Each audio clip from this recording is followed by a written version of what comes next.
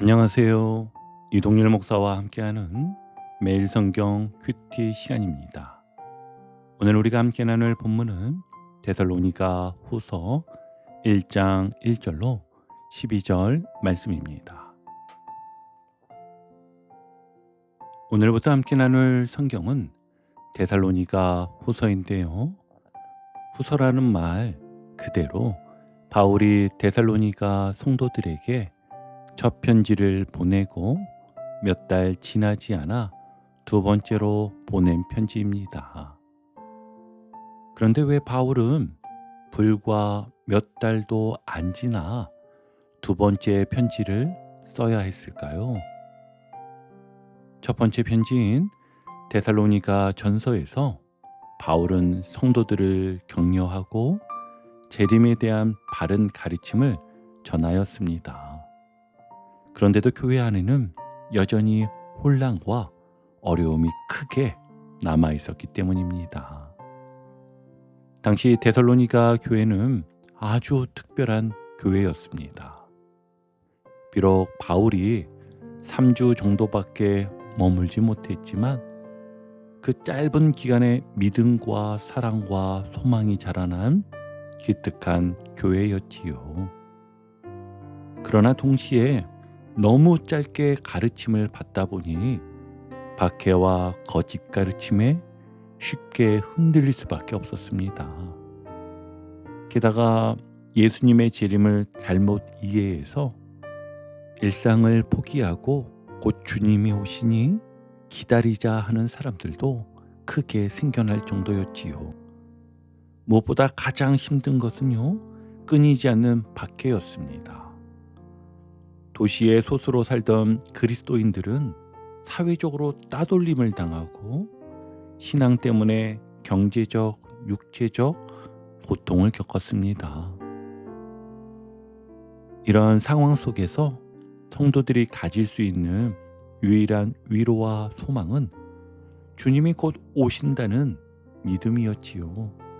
하지만 이 소망이 잘못된 방식으로 왜곡될 위험이 있었습니다. 그래서 바울은요, 다시 편지를 씁니다. 고난 속에서도 믿음을 붙들라. 그 고난은 헛된 게 아니다. 오히려 하나님의 공의와 나라를 드러내는 증거다라고 가르쳐 줍니다. 자, 그럼 어떤 내용이 있었는가를 자세히 보기 위해 오늘도 다른 때와 동일하게 본문을 세 단락으로 나누어 하나하나 살펴보겠습니다. 바울은 편지를 시작하며 2절에서 이렇게 축복합니다. 함께 보실까요? 하나님 아버지와 주 예수 그리스도로부터 은혜와 평강이 너희에게 있을지어다. 아멘. 여러분, 당시 데살로니가 성도들의 현실은 평강과 거리가 멀었습니다. 밖에서는 박해가 끊이지 않고 안에서는 재림에 대한 혼란이 있었지요. 그런데 바울은 그들의 진짜 주소가 어디에 있는지를 다시 확인시켜 줍니다. 하나님 아버지와 주 예수 그리스도 안에 있는 교회라고요. 세상은 흔들려도 그들의 뿌리는 하나님 안에 있다는 사실을 먼저 선포해 주는 겁니다. 그리고 이어서 바울은 감사의 고백을 합니다. 우리 3절과 4절을 한번 볼까요?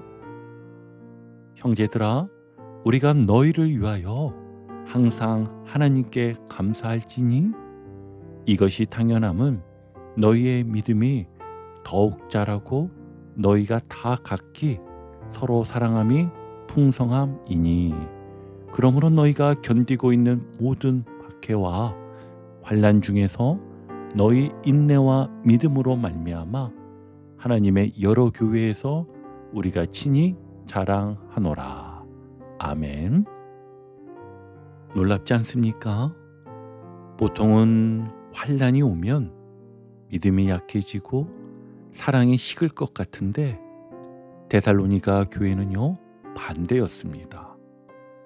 고난이 오히려 믿음을 단단하게 했고 사랑을 풍성하게 했습니다. 여러분, 마치 태풍이 불면 뿌리 깊은 나무는 더 드러나는 것처럼 고난은요, 신앙의 뿌리를 드러내는 시험대였습니다. 그래서 바울은 너희를 다른 교회들 앞에서 자랑한다고까지 말합니다. 여러분, 참 신기하지 않습니까?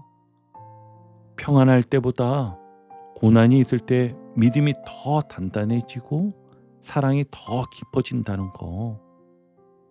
바울은 그것을 보고 오히려 자랑하고 감사했다고 합니다. 바라기는요, 오늘 우리에게도 이런 모습이 있기를 소망합니다. 여러분, 그렇다면 우리는 이 말씀을 가지고 어떻게 살아갈 수 있을까요? 데살로니가 교회처럼 혼란 중에도 믿음이 자라고 사랑이 풍성해지는 삶을 사는 겁니다. 우리가 살아가는 현실도 만만치 않지요. 가정에서는 끝없는 걱정과 갈등이 있고 직장에서는 신앙 때문에 불이익을 당하기도 합니다. 또 때로는 교회 안에서도 상처를 받을 때가 있습니다. 그런데 기억하십시오. 그 순간이 바로 믿음이 자라는 기회요, 사랑이 깊어지는 기회라는 사실입니다. 예를 들면 가정 안에서 힘든 상황이 있을 때 왜 나만 이래야 하나라는 말 대신 기도로 버티며 믿음을 더 깊게 다져보십시오. 또 직장에서 억울한 대우를 받을 때 보복하려 하지 말고 정직과 성실로 끝까지 견뎌보십시오. 그 모습이 바로 믿음의 증거가 될 것입니다. 그리고 교회 공동체 안에서 마음의 상처를 받았을 때에도 등을 돌리기보다 한 번 더 이해하고 한 번 더 사랑을 건네는 것이 우리의 신앙을 자라게 합니다. 여러분, 고난은요, 결코 우리를 무너뜨리지 못합니다. 오히려 믿음과 사랑을 드러내는 무대가 되는 겁니다. 그러니 지금 우리가 겪는 어려움이 있다면 그것을 통해 하나님이 나를 자라게 하고 계신다, 이렇게 고백해 보시길 바랍니다. 여러분, 혹시 오늘도 힘든 일을 겪고 계십니까? 그렇다면 그것이 바로 하나님께서 여러분을 믿음으로 세우고 사랑으로 자라게 하시는 기회임을 잊지 마십시오. 고난이 클수록 믿음이 단단해지고 사랑이 깊어진다는 거, 이것이 오늘 우리에게 주시는 첫 번째 교훈입니다. 계속 이어서 두 번째 단락을 보면은요, 이제 바울은 한 걸음 더 나아가서 고난의 의미를 설명해 줍니다. 5절을 함께 보실까요?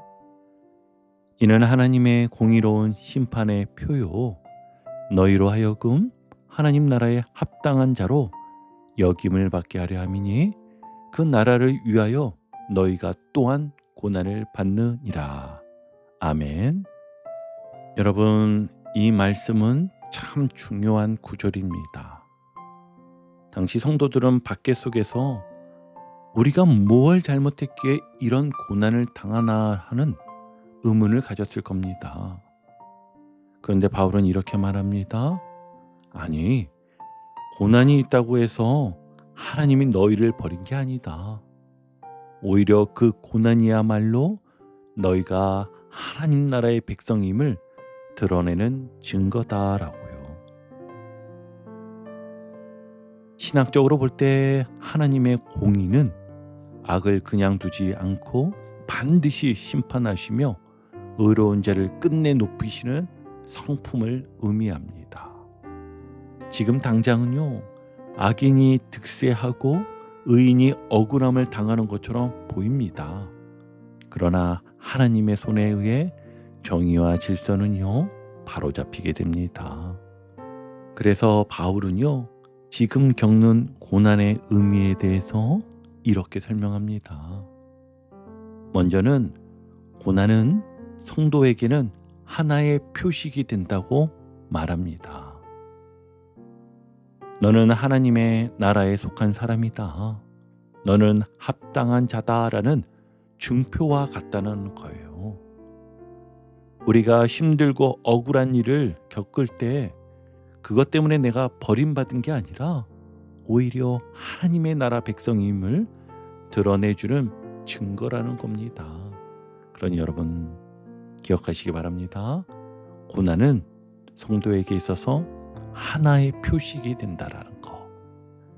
그리고 두 번째로는 고난은 대적들에게는 경고장이라는 겁니다.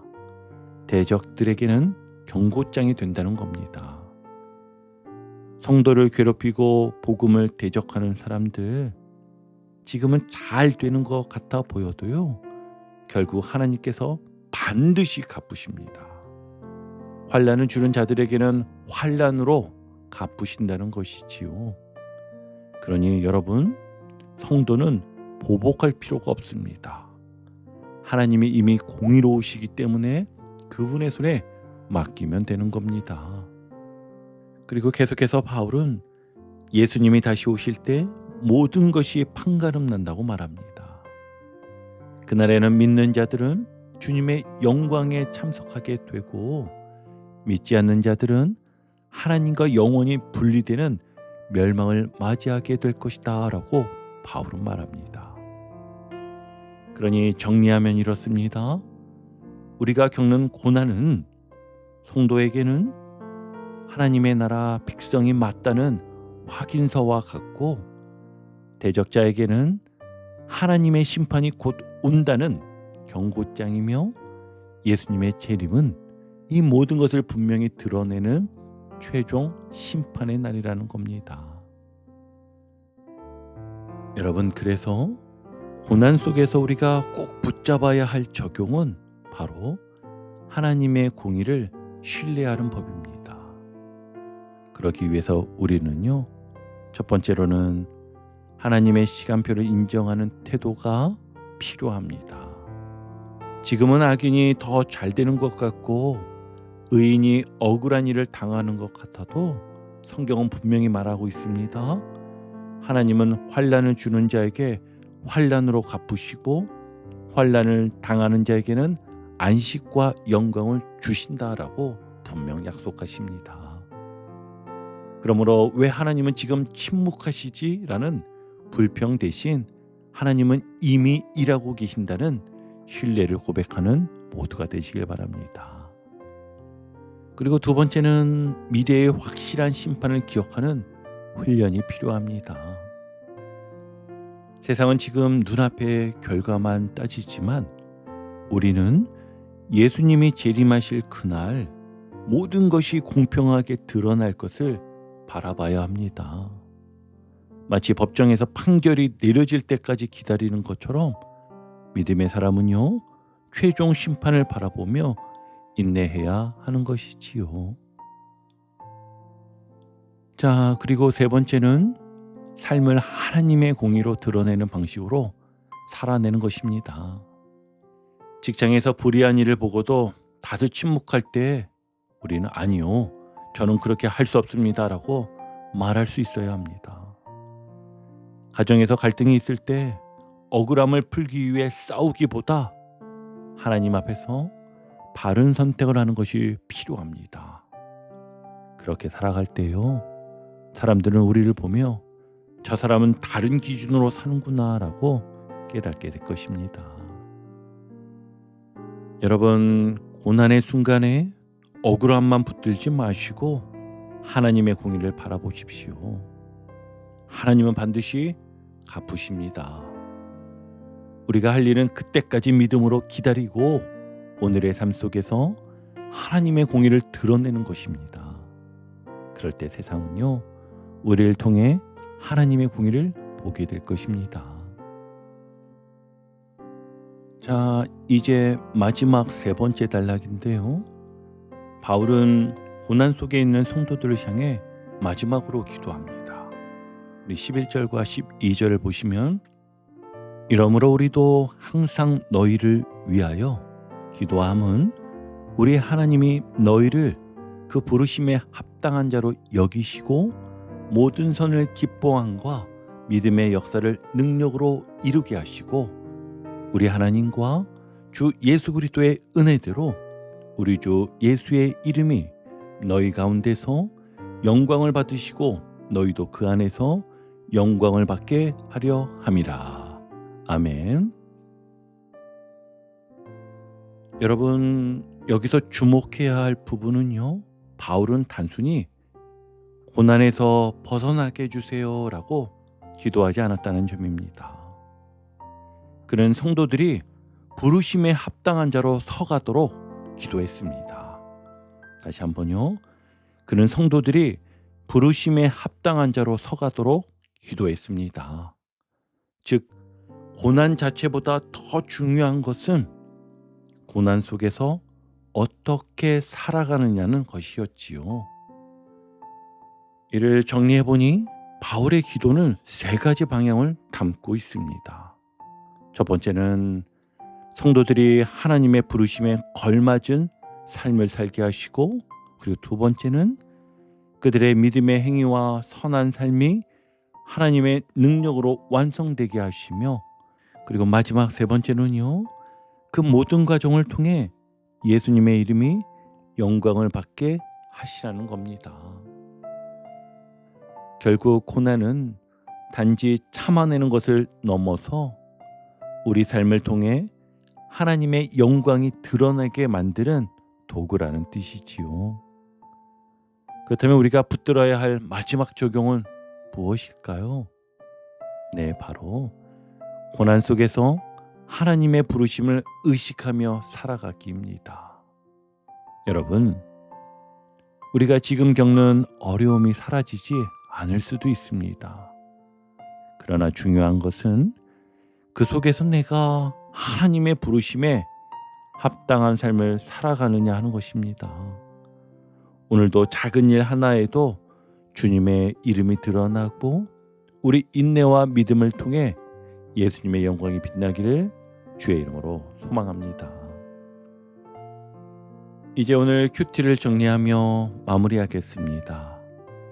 오늘 우리는 데살로니가 후서 1장 말씀을 통해 분명한 메시지를 들었습니다. 첫째는 고난은 우리를 무너뜨리는 것이 아니라 믿음과 사랑을 더 깊게 자라게 하는 자리라는 사실이었습니다. 그리고 두 번째는 억울하게 보이는 상황 속에서도 하나님은 이미 공의롭게 일하고 계신다는 것이었지요. 환난을 주는 자는 반드시 심판하시고 믿음으로 견디는 자는 반드시 영광으로 세우시는 분이 우리 하나님이십니다. 그리고 마지막 세 번째는 결국 고난의 끝은 우리가 하나님의 부르심에 합당한 삶을 살며 예수님의 이름을 영화롭게 하는 데 있다는 것이었습니다. 여러분 혹시 오늘도 힘겹게 버티고 계신가요? 그렇다면 낙심하지 마십시오. 고난 속에 하나님의 공의가 있습니다. 그 고난 속에 우리 믿음과 사랑은 자라고 있습니다. 그리고 마침내 여러분의 삶을 통해 예수님의 이름이 영광을 받으실 겁니다. 오늘도 그 소망으로 하루를 걸어가시기를 주님의 이름으로 축복합니다. 오늘도 복음의 기쁨과 확신으로 승리하는 하루 되시길 축복합니다. 함께 해주셔서 감사합니다.